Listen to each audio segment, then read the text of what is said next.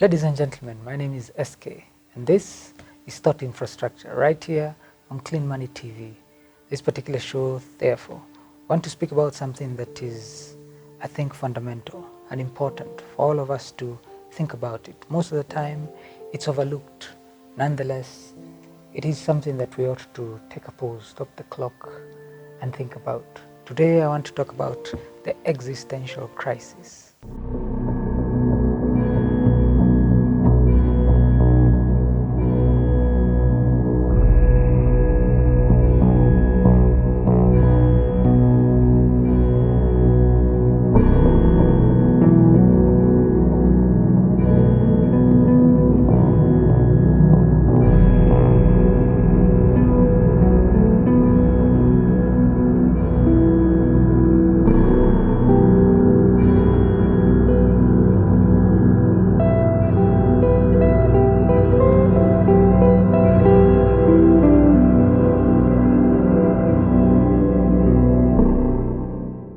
What's existential crisis?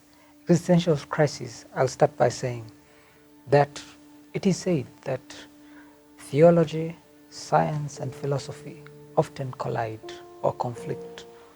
But when they come together on an issue, there is always a revolution. And this particular issue, existential crisis, is what we want to talk about. Existential crisis, therefore, is the crisis of meaning, the crisis of existence, the crisis of why are we here, the crisis of what are we here to do. And therefore, the crisis is split into two. One half of the world is saying essence precedes existence, and another half of the world says existence precedes essence. What's the difference? Essence precedes existence basically means we were born for a purpose. Existence precedes essence means being born was the purpose of coming. So the question is, which one is which? And what do we do therefore? And how does the crisis come in? When people fall into this crisis, then they bring themselves to a place where they are not able to be fully themselves, because unless you understand why you are here, whether it's essence that exists existence or existence that exceeds essence, then that confusion throws you off. It's impossible to come into the fullness of yourself. So this particular topic, therefore, is broken down in a few elements that are seen. And the first element of this crisis is actually called the bad faith syndrome. Bad faith syndrome is the belief that people have that I was born to be something particular. That's interesting because it's everywhere. Some people believe I was born to be a carpenter, I was born to be a farmer, I was born to be a lawyer, I was born to be, it's called the bad faith syndrome. Bad faith syndrome is because this is borrowed. You took it from somewhere. Either your parents were calling you the engineer, or your parents were calling you whatever it is, or you saw a movie and from that day you decided to be a kung fu warrior, or you saw whatever it is that you borrowed it from. And it's therefore called the bad faith syndrome, because people will literally die doing one particular thing, not necessarily because they can't do anything else, but because according to them, that is their fate. And this is something important for us to think about, because it definitely affects your quality of life. When you get to a point where you say, I can't do that, not necessarily because I don't have capacity, but because I intrinsically believe that I can only succeed when I do this particular thing. And people normally have the statement that says, especially when bad things happen, that that business didn't work. Probably you are not born to do that kind of business. They are trying to insist, with or without their knowledge, the essence of bad faith syndrome. Number two, I would want to explain as well. There's another syndrome called the absurd syndrome. The absurd syndrome is meaninglessness of life. And this is how it goes. It says, why are people searching for meaning in a life that has no meaning? It's interesting.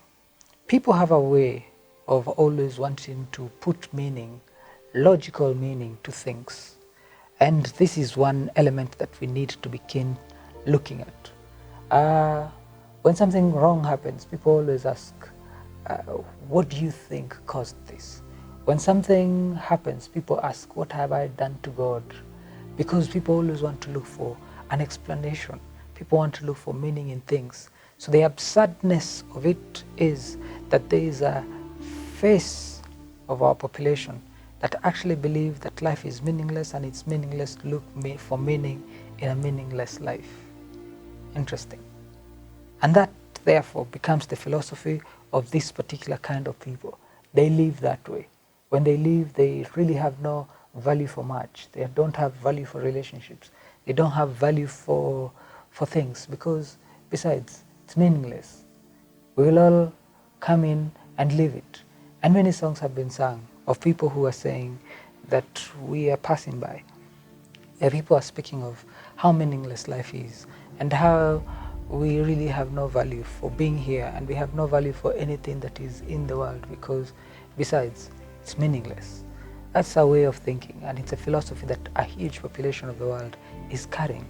Nonetheless, think of it, because who knows, it may be affecting the way you approach life.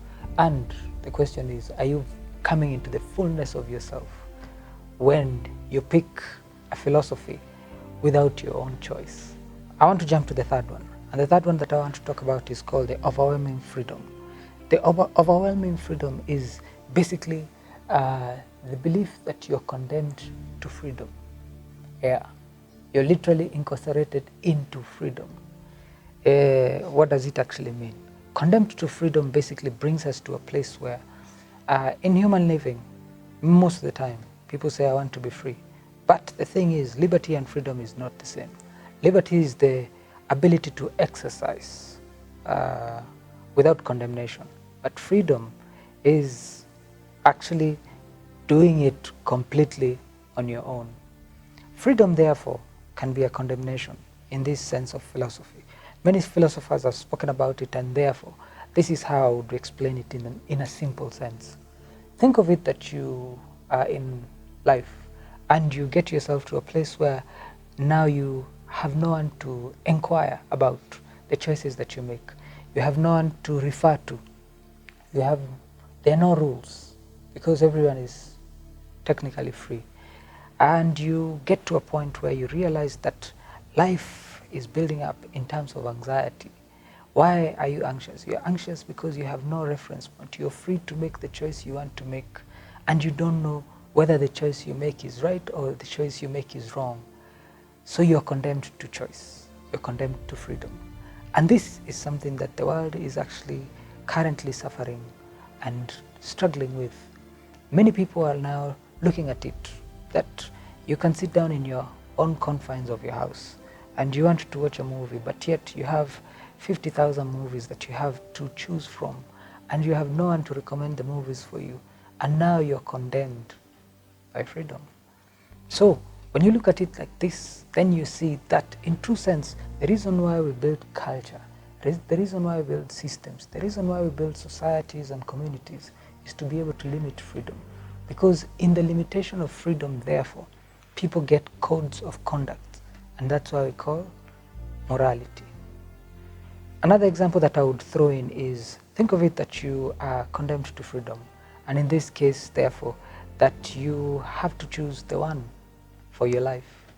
Choosing the one across 35 plus billion people is definitely something that is not easy, and this can cripple you. This gets people to a place where they can't make a decision, because they wonder, how is it that there is no one to guide me and tell me who the one is or how the one looks like? Think of it that you're choosing where to live, which country to live, you're choosing what to eat, you're choosing what to wear, and you're actually condemned by freedom. So, is freedom freedom, or is liberty the true freedom? The next one is called nihilism. Nihilism is basically saying that life has no meaning except the meaning that we give it. So, if life has no meaning except the meaning that we give it, the question is, how do we choose what to give it? And this is where we get ourselves into a new predicament. A generation is coming up, and this generation now is speaking about, I have decided not to be a boy anymore. I think I now choose to be a girl. or vice versa. People are now coming to a place where they say, I've decided not to be this color, I choose to be a different color. I've decided not to have a plain skin, now I've decided to tattoo my skin, and on and on and on. Because it comes from an interesting psychological place that is built behind this philosophy of nihilism, that life has no meaning except the meaning that we give it. This gives, therefore, an essence of power to the person who chooses. But the question is, how do you know you're right? How do you know you're wrong? When you choose, who says that it will be good for you or not good for you? So therefore, we bring ourselves to appreciating existential crisis in its own existence, that humans are living to cure this particular crisis of asking, why am I here? What am I meant to do? Who will I ask why I'm here? And such things bring the highest level of anxiety to human beings without mention, without anyone discussing or talking about it. Interesting, because we need to start this conversation.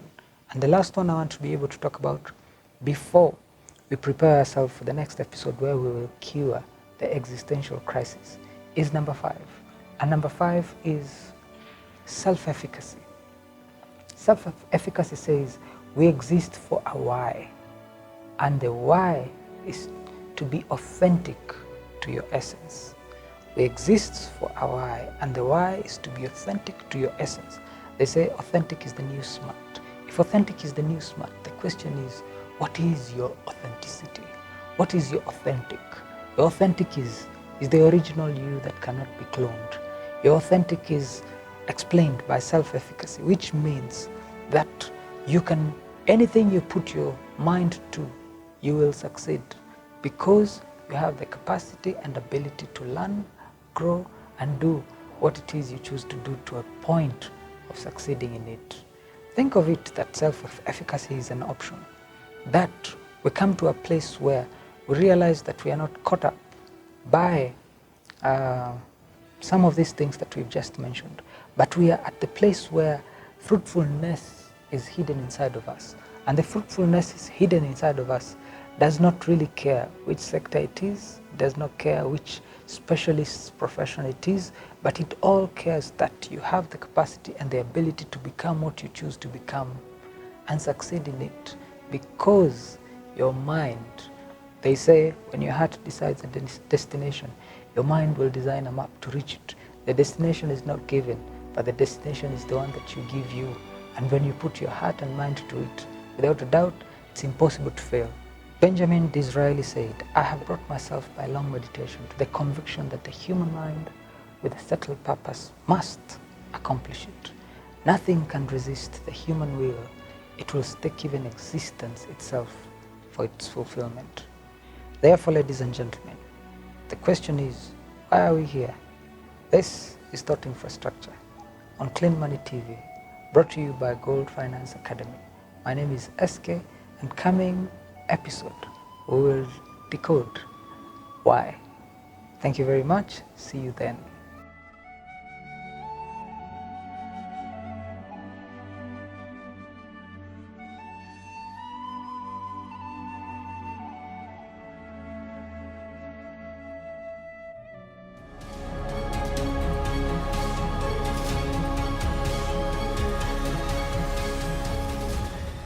This is Clean Money TV.